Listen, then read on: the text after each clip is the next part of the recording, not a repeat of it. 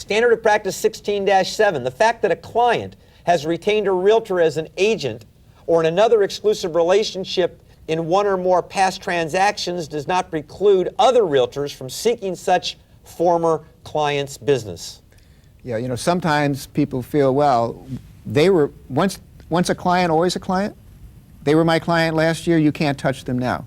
And that's not the case, because you can have a client one day on a listing, but it doesn't preclude somebody else from representing them and the purchase of another transaction.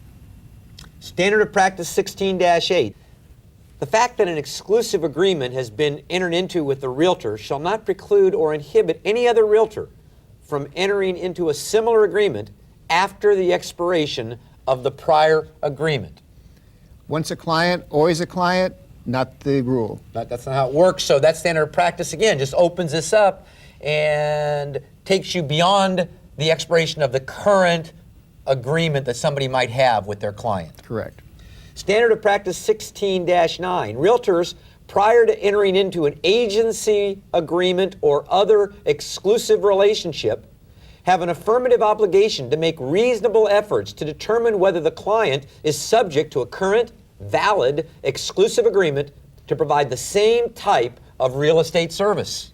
This could directly apply to a lot of buyer situations now, where you are representing a buyer. It seems to place an affirmative obligation when you're talking to a buyer to inquire of them whether or not they are currently working with a broker, and if so, is it under a valid exclusive agreement? Yeah, so I remember, John, it was kind of a loose thing where you'd ask somebody if they were working with another agent, and they may or they may not be, but you went ahead and worked with them anyway. Well, now with the age of buyer brokerage, and we're starting to see more and more actual written buyer contracts, you now have, the Code of Ethics now tells us that we have an affirmative duty to find out what the relationship might be with another real estate agent. And if you are wanting to protect your best interests, it seems that you should be looking at establishing an exclusive agency relationship with the party that you're working with. And in writing, if you can do it in writing. Yeah, for example, a lot of people work with buyers, but not under a written agreement. It's kind of under an oral, open, non-exclusive, I hope and I pray this guy stays with me type of arrangement. I don't think that's going to fly too much longer. And other people are going to be able to work with that buyer that you might have taken around and shown a property, unless you can establish that you have a written exclusive agency agreement. If you do, and you have that exclusive relationship, you're protected under the standard of practice. And so it's in the best interest of realtors today, when they're working with the buyer, to make that affirmative motion towards, or at least ask, somehow find out if they've got a relationship with another real estate broker. Absolutely.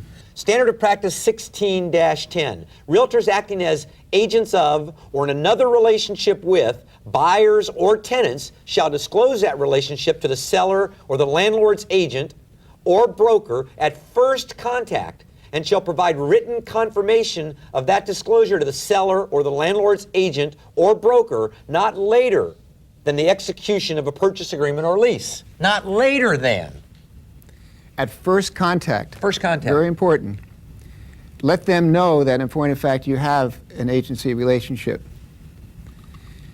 Now, under Standard of Practice 16-11, on unlisted property, realtors acting as the buyer's agent or brokers shall disclose that relationship to the seller at first contact for that client, and shall provide written confirmation of such disclosure to the seller not later than execution of any purchase agreement.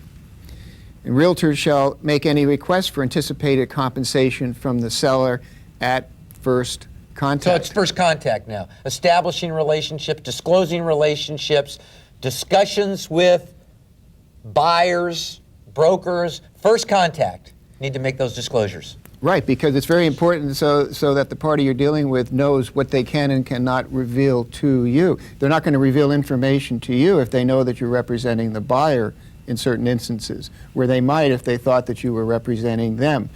You know, this is just an extension of our agency disclosure laws that are fairly well rooted in most states now. Standard of Practice 16-12. Realtors acting as agents or brokers of sellers or as subagents of listing brokers shall disclose that relationship to buyers as soon as practicable and shall provide written confirmation of such disclosure to buyers not later than the execution of any purchase agreement. Once again, the last point in time where you could make that disclosure would be right before they sign the purchase agreement. Right.